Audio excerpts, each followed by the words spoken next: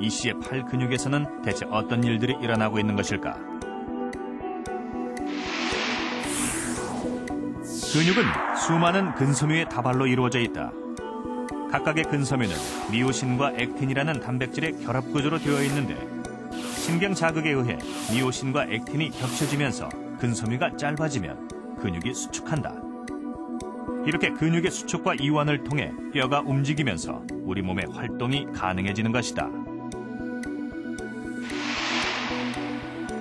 이때 근육에 무리한 힘이 가해지면 근섬유에는 미세한 손상과 염증이 생기는데 근섬유 내부를 떠돌던 위성세포가 이 염증 부위에 부착.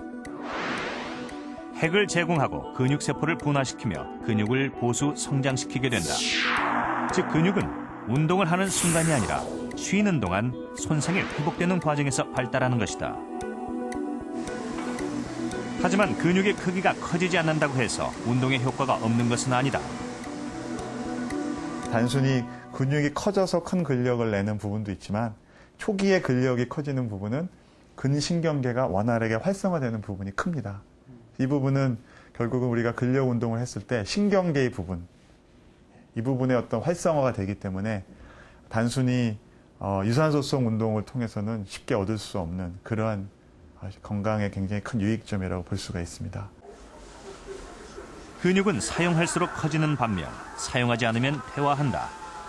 예를 들면 깁스를 해서 오랫동안 근육을 움직이지 않는 경우다. 산행을 하다가 발 뒤꿈치 뼈에 금이 갔다는 김규철 씨. 오늘은 김 씨가 깁스를 푸는 날이다.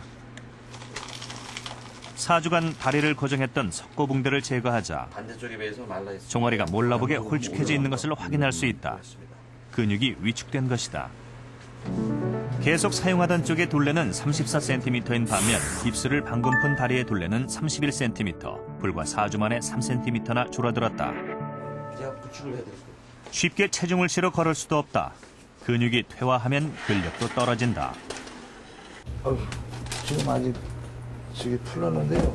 생각에는 금방 디딜 것 같은데 막상 못 듣겠네. 사용을 하지 않게 되면은 근섬유 속에 있는 산화 효소라든지 ATP 효소제들의 활성도가 떨어지고 그다음에 각각 근섬유로 공급이 되는 오제 혈관들의 밀도들도 낮아지기 때문에 결과적으로는 근육의 위축을 초래하게 되는 것입니다. 이렇게 밖에서 들어오니까 올해 83살의 김순덕 할머니는 갈비뼈와 손가락뼈에 골절상을 입고 병원에 입원 중이다.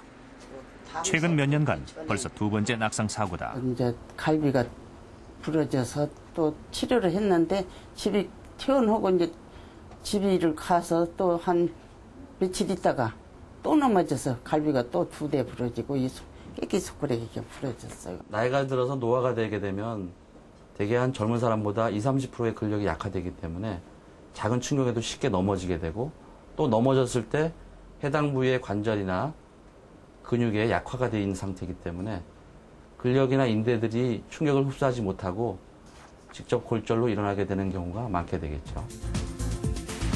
근육은 노화에 따라 자연스럽게 퇴화한다.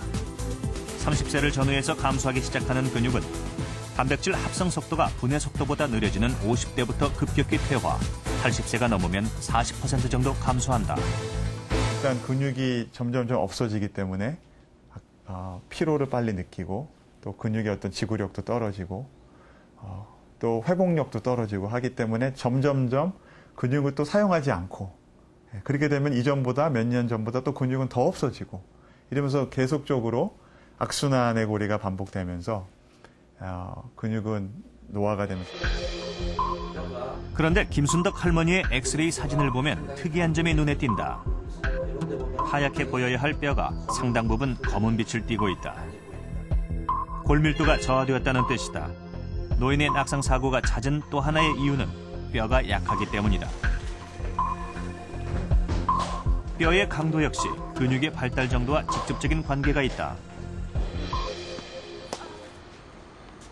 올해로 17년째 테니스를 치고 있다는 유명자 씨. 라켓을 휘두르는 것은 순간적으로 큰 힘을 사용하는 일종의 근육 운동이다. 오른팔을 주로 사용하는 유명자 씨의 경우 오른쪽 팔의 근육이 유난히 발달했다. 뭐 이렇게 하면 알통 이쪽은 없잖아요. 이쪽이 많이 굵고 또 뭐 팔도 힘이 아무래도 오른쪽이 더 세고 이쪽은 좀 약하고 예, 많이 차이가 있죠. 근육량의 차이는 골밀도와 어느 정도 연관이 있는 것일까? 유명재 씨의 양쪽 팔의 근육량과 골밀도를 비교해봤다. 오른팔의 근육량이 7% 정도 많았고 골밀도 역시 12% 가까이 높은 것으로 나타났다. 다른 조건이 동일한 상황에서 뼈의 건강을 좌우하는 것은 튼튼한 근육이다. 근육량이 많아지시게 되고 근력이 강해지시게 되면 그런 것들이 뼈에 가해지는 하중에 영향을 줍니다. 그래서 똑같은 동작을 하신다고 하더라도 뼈에 가해지는 단위 면적보단 하중은 더 커지게 되고 뼈가 더 튼튼해지게 되는 것입니다. 운동은 흔히 유산소 운동과 무산소 운동으로 나뉩니다. 유산소 운동은 걷기, 뛰기, 수영, 자전거 타기, 에어로빅이나 댄스 등 산소를 사용해서 에너지원을 발생하는 운동을 말하죠. 상대적으로 가벼운 힘으로 장시간 운동을 함으로써 체지방을 줄이고 심폐기능을 개선하는 효과가 있다고 알려져 있습니다. 반면 무산소 운동이란 전력 질주나 웨이트 트레이닝처럼 운동 중에 산소의 공급을 받지 않고 체내의 에너지원을 이용해서 순간적으로 힘을 내는 운동을 말합니다. 그중에서도 무거운 물건이나 기구, 체중을 이용해서 관절에 저항을 줌으로써 근육을 수축시키는 운동을 흔히 근육운동이라고 하는데요. 이 근육을 강화하기 위해서는 반드시 이런 근육운동이 필요합니다. 지금까지 근육운동은 건강을 위한 운동이라기보다 단순히 근육질의 몸을 만드는 수단 정도로 여겨졌던 것이 사실입니다. 오히려 심신이 쇠약하거나 심혈관 질환이 있는 경우에는 피해야 한다, 이런 편견도 있었죠. 하지만 최근 적당한 근육운동이 다양한 질병을 치료하거나 개선한다는 사실이 새롭게 주목받고 있습니다.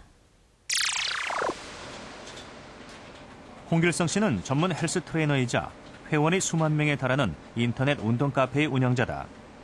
지금은 누구보다 건강해 보이는 그도 한때는 고도 비만으로 인한 질병에 시달렸던 적이 있었다.